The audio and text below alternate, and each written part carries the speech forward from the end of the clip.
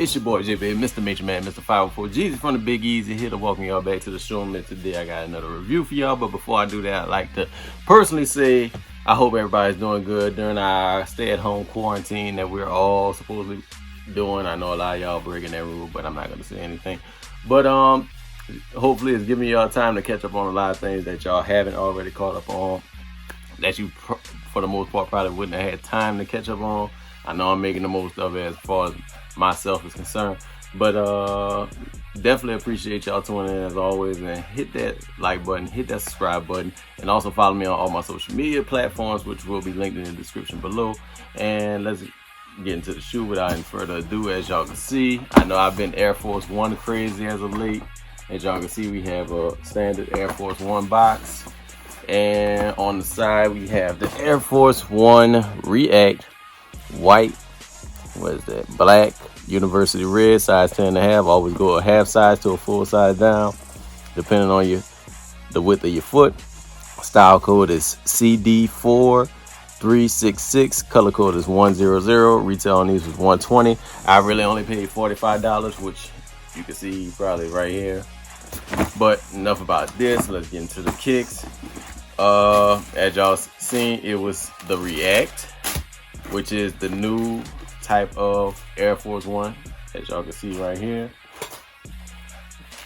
which is a very, very clean shoe in my personal opinion. Like I said, I'm not gonna give too much of the glitz and glamour on the shoe. I just want to go over a quick overview and then talk a little bit about the shoe. But as y'all can see, it is pretty much an all-white Air Force One with a few subtle hits that was taken from a few of the other Nike models, but we're gonna go ahead and get into the shoe. As y'all can see, this is the React model. As y'all can see, we have the almost not the traditional, but we have a slightly different Air Force One outsole and these inverted circles that are on there.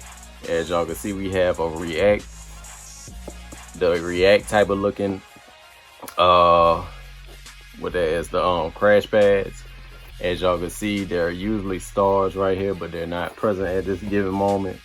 It's completely different. Looks like any other React model.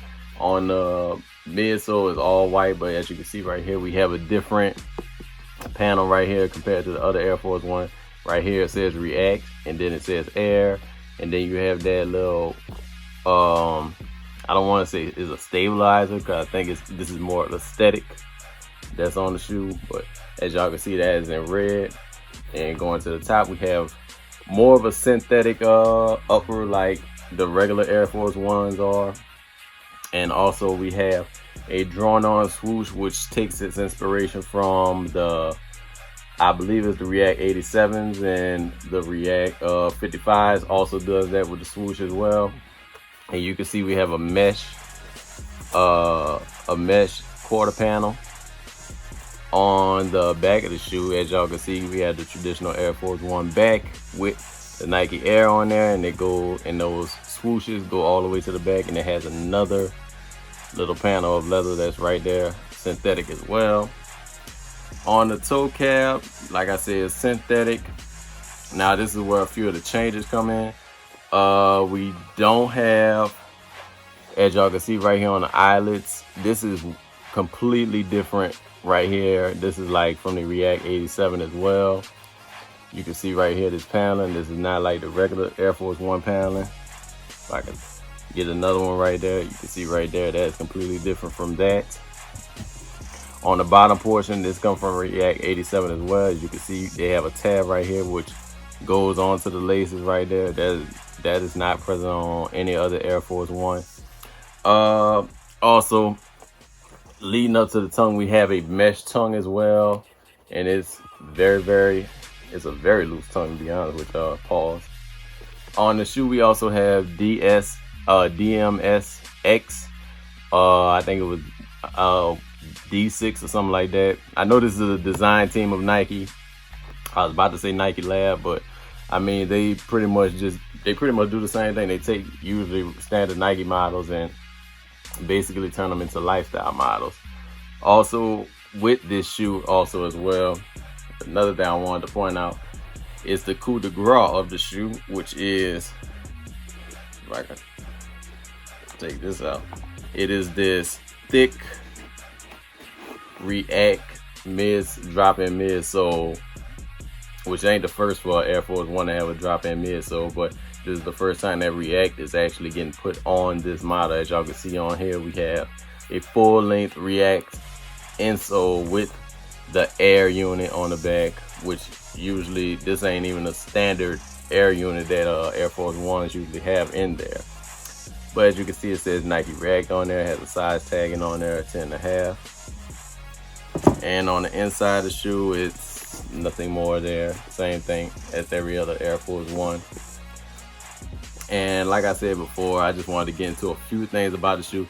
As we all know, the Air Force One is basically probably Nike's most best-selling lifestyle shoe of all time. Whether it's a low, mid, high, fly nib, ACG boot,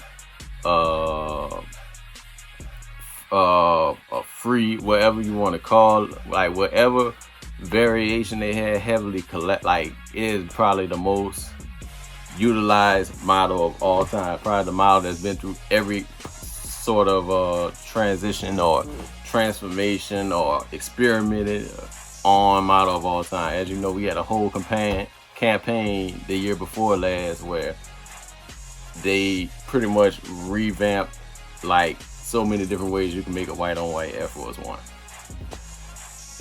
From anywhere from Virgil to Just Don to Travis Scott to John Elliott, even the signature athletes LeBron, Kobe, and I think Kyrie didn't make one. I forgot who else made one, but you know what I'm getting at on there. Like I said, it's probably the most overused, from Rockefeller to Eminem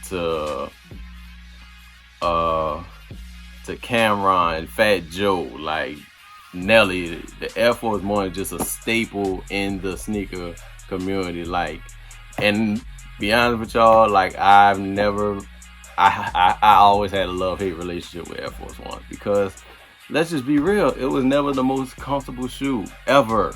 And I want anybody to debate me, it was never comfortable.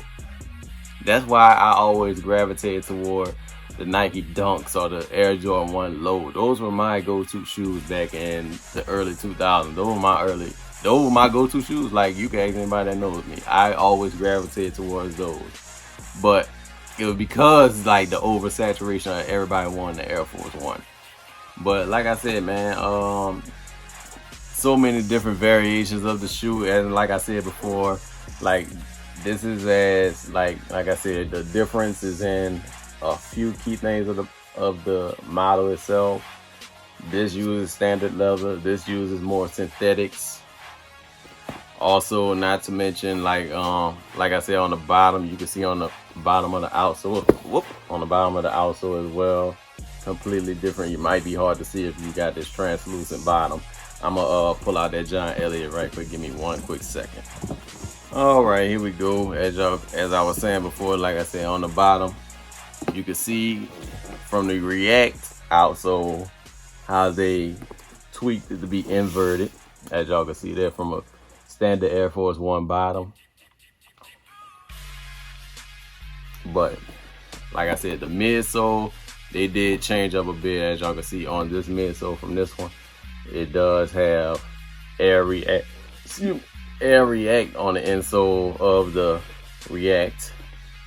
And also, like I said before, they did change the bottom of there, which normally has the stars. They put the React foam outlines on there. But other than that, like I said before, like it's a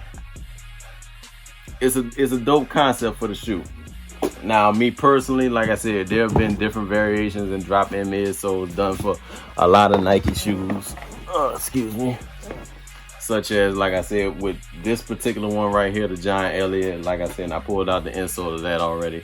As y'all can see, this one came with a full-length Lunarlon insole with the Zoom unit on there, which to me is probably still the most comfortable ride that you can have for a shoe. This, on the other hand, like I said, this came with the React and only a standard air unit, which I'm I mean, if they would have, I don't know. I kind of feel like they should have put the zoom unit in this, but I mean that's kind of taken away because this one was actually 150 and probably would have been 130 if it wasn't a collab, but this was 120 like retail. But like I said, man, it's just, I guess I don't get Nike scaling sometimes, but hey, it is what it is. But like personally, I love the Lunarlon insole. I'm once I get a few wears out of this, I'll see how good the ride really goes. Cause I mean, both of them could bottom out at any given time, but it is what it is. But like I said before, dope concept, dope shoe. I would like to know how y'all feel about them in the comment section below. Like, are y'all rocking with the Reacts? Could this be the new summertime classic? Do you think Nike should just go ahead and replace all Air Force Ones with the React unit? Like, just make basic all white models like they do with the standard Air Force One, just price it, reprice it. Doesn't even matter. But let me know in the comment section below. And as always, I deeply appreciate y'all. And I am JC Baby, and y'all in the showroom, and we are out. You did.